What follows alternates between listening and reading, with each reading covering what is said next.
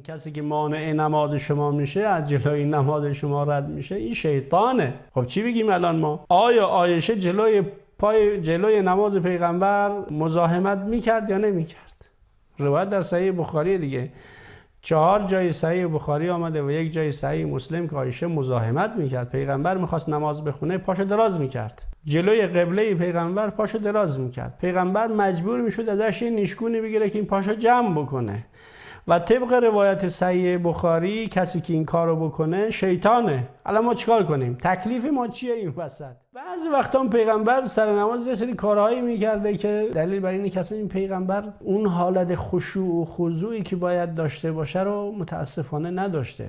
ببینید روایت حداقل در 4 جای صحیح بخاری، 5 جای صحیح بخاری و صحیح مسلم آمده که پیغمبر نعوذ بالله وسط نماز از همسرش نیشگون میگرفت و پاشو فشار میداد. صحیح بخاری چاپ اول 4417 صفحه 108 حدیث 519 از عایشه است دیگه روایت که میگه قالت بئس ما عدلتمونا بالکلب والحمار. داره به صحابه اعتراض میکنه، چون حالا روایتشو خدمتون خواهیم خوند که صحابه میگفتن 3 چیز اگر از جلوی نمازگزار رد بشه نماز قطع میشه. یکی سگ هست، یکی الاغ هست و یکی هم زن. حالا روایت شما قبلا هم خوندیم. ایشون در رد این روایت میگه شما دارید به پیغمبر دروغ میبندید، ما رو با سگ و الاغ یک اندازه دونستید، در یک تراز دونستید. لقد رأیتنی و رسول الله یصلی و انا مستجعة بینه و بین القبله فاذا اراد ان یسجد غمز رجلی فقبضتهما. پیغمبر میخواست نماز بخونه، من جلوی پیغمبر دراز کشیده بودم، بین پیغمبر و بین قبله پیغمبر دراز کشیده بودم. پیغمبر هر وقت میخواست سجده بکنه از پای من یه نیشگونی میگرفت به هر حال و بعد دوباره من پامو جمع میکردم. یعنی واقعا جای تأسف داره چنین روایتی در صحیح بخاری. خب این چه نمازیه؟ این که پیغمبر اینقدر خدمتتون عرض کنم در نماز همه کاری انجام میده. باز روایت 513 هم دقیقا همین روایت هست. روایت 513 از صحیح بخاری از عایشه نقل شده، دقیقا با همون مضامین نقل شده که من پاهامو دراز میکردم جلوی پیغمبر. حدیث 519 هم دقیقا همینه. روایت 1209 هم دقیقا همینه. در صحیح مسلم هم همین روایت نقل شده. صحیح مسلم چاپ دوم چاپ 1421 صفحه 210 حدیث 512 از عایشه نقل شده که من جلوی پیغمبر خوابیده بودم و پاهای من جلوی قبله پیغمبر بود. پیغمبر میخواست سجده بکنه، غمزنین پای منو فشاری میداد، پاهامو جمع میکردم، دوباره که پیغمبر میخواست بلند بشه دوباره پاهای خودمو دراز میکردم. خب حالا کاری به این نداریم که آقا واقعا این کار درست هست نیست. شما با اشرف مخلوقات خدا سر و کار داری، چرا باید جلوی پیغمبر پاتو دراز بکنی؟ ما الان با همین وضعیت، با همین سن و سال، اگر پدرم در اتاق باشه جرئت نمی‌کنم جلوش پامو دراز بکنم. استادم اگر باشه هرگز جرئت نمی‌کنم جلوی استاد خودم پای خودمو دراز بکنم. شما چطور جرئت می‌کردی؟ اشرف مخلوقات خدا داره نماز میخونه، پاتو جلوی پیغمبر دراز میکنه. حالا دراز کردی، چرا پیغمبر هی باید از پایتون نیشگون بگیره؟ این نماز آدمی است که خشوع داره. مگر قرآن نمیفرماید که مؤمن باید خاشع باشه؟ بحث انگشتر دادن امیرالمومنین علی ابن ابی طالب که میرسه که امیرالمومنین وسط نماز فقط انگشترش رو دستش رو اشاره کرده و گدا آمده انگشتر رو از دستش در آورده. همه اعتراض میکنن، میگه این دروغه. چرا؟ میگه این خلاف خضوع و خشوع، این عمل کثیر است و نماز رو باطل میکنه. بعضی از علمای اهل سنت اینو گفتن، ولی دیگه نمیان میگن آقا پیغمبر ما نعوذ بالله، پیغمبر صحیح بخاری و صحیح مسلم وسط نماز از زن خودش بارها و بارها نیشگون میگیره. این دیگه اشکال نداره، این دیگه با خضوع و خشوع در تضاد نیست، این عمل کثیر نیست، ولی به امیرالمومنین که میرسه عمل کثیر هست. این روایت خدمتتون عرض کنم پیامدهای زیادی هم داره. همین روایت ثابت میکنه که نماز پیغمبر باطل بوده. نماز پیغمبر باطل بوده.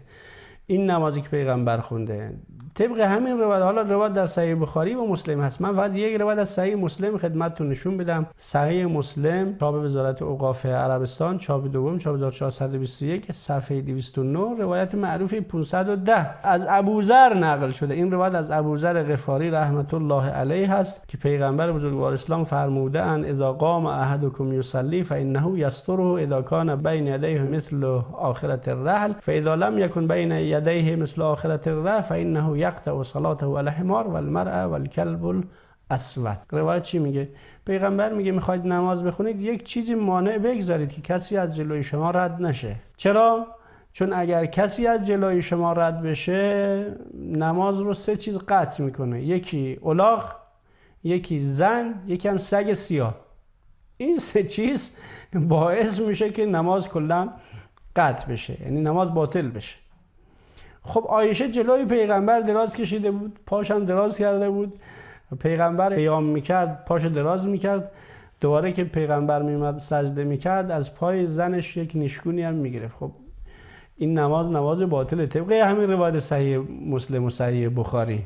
طبق روایت صحیح بخاری و صحیح مسلم این نماز باطله، مگر علمای اهل سنت بپذیرند که صحابه به پیغمبر دروغ بستند. واقعا الاغ و زن و سگ سیاه نماز رو قطع نمیکنه. صحابه دروغ گفتن، حق با عایشه است. یا صحابه دروغ گفتن یا عایشه داره به هر حال دروغ میگه، یا که نماز پیغمبر باطله. من راه دیگه ای نمیتونم تصور بکنم، راه دیگه ای به ذهنم نمیرسه. اگر شما راه دیگه ای به ذهنتون میرسه بیاید به ما بگید که آقا قصه چی هست. جالبه در روایت دیگه آمده که پیغمبر میگه اون کسی که از جلوی شما رد میشه او شیطانه، او رو باید حتی اگر شده باش بجنگید که او از جلوی نماز شما رد نشه. ببینید روایت در صحیح بخاریه، در صحیح مسلم هم هست، در جای دیگه هم این روایت نقل شده. صحیح بخاری چاپ وزارت اوقاف عربستان، چاپ اول، چاپ 1417، صفحه 668، حدیث 3274 از ابی سعید خدری که پیغمبر گفت وقتی از جلوی شما کسی رد میشه و شما نماز میخونید فلیمنعه، جلوشو بگیرید، نگذارید کسی از جلوی نماز شما رد بشه. اگر قبول نکرد میخواست حتما از جلوی نماز شما رد بشه فلیمنعه، باز رو جلوشو بگیرید. باز اگر قبول نکرد فیقاتله، باش بجنگید. اگه شمشیر دارید وسط نماز شمشیر بزنید به سینه‌اش، باش بجنگید وسط نماز. چرا؟ خب یه آدمی میخواد رد بشه از مسجد دیگه، چیکار داره که شما نماز میخونی نمیخونی؟ میگه فانما هو شیطانون، این کسی که مانع نماز شما میشه، از جلوی نماز شما رد میشه، این شیطانه. خب چی بگیم الان ما؟ آیا عایشه جلوی نماز پیغمبر مزاحمت میکرد یا نمیکرد؟ روایت در صحیح بخاری دیگه 4 جای صحیح بخاری آمده و 1 جای صحیح مسلم که عایشه مزاحمت میکرد. پیغمبر میخواست نماز بخونه پاشو دراز میکرد، جلوی قبله پیغمبر پاشو دراز میکرد. پیغمبر مجبور میشد ازش یه نشکونی بگیره که این پاشو جمع بکنه. و طبق روایت صحیح بخاری کسی که این کارو بکنه شیطانه. الان ما چیکار کنیم؟ تکلیف ما چیه این وسط؟ میتونید بپذیرید که مثلا کسی که مزاحم نماز پیغمبر بوده شیطان بوده، پیغمبر باید با اون میجنگید، نه فقط با نشکون گرفتن، که باید با شمشیر با اون میجنگید و رو میکشت. این همه روایات عجیب و غریب، روایات اسرائیلی، روایات شگفت انگیز رو شما واقعا از کجا آوردید در این کتاب ها اضافه کردید؟ و چطور میشه که این کتاب ها بشه صحیح ترین کتاب پس از قرآن کریم؟ یعنی واقعا اینها چطور روشون میشه بگه تمام روایات صحیح بخاری مقطوع قطعی الصدوره، قطعیه، علم آوره، تمام روایاتش صحیحه، بعد از قرآن این صحیح ترین کتاب ماست. خب این روایات میخواید چی کار بکنید؟ این روایت ثابت میکنه که همسر پیغمبر که مانع نماز پیغمبر بوده طبق روایت صحیح بخاری نعوذ بالله چی بگیم؟ شیطان بوده، چون هی مانع میشده. یا نماز پیغمبر باطل بوده، چون اگر زن از جلوی نماز کسی باشه رد بشه، یا خصوصا اگه بخوابه که دیگه هیچی، رد بشه نمازش باطله. پیغمبر نماز باطل میخونده؟ پیغمبر نماز باطل میخونده؟ یا عایشه نعوذ بالله، من که نمیخوام توهین بکنم، نمیخوام جسارت بکنم، ولی خب دیگه خودتون میدونید که تکلیف چیه، 2 تا 4 تاست دیگه.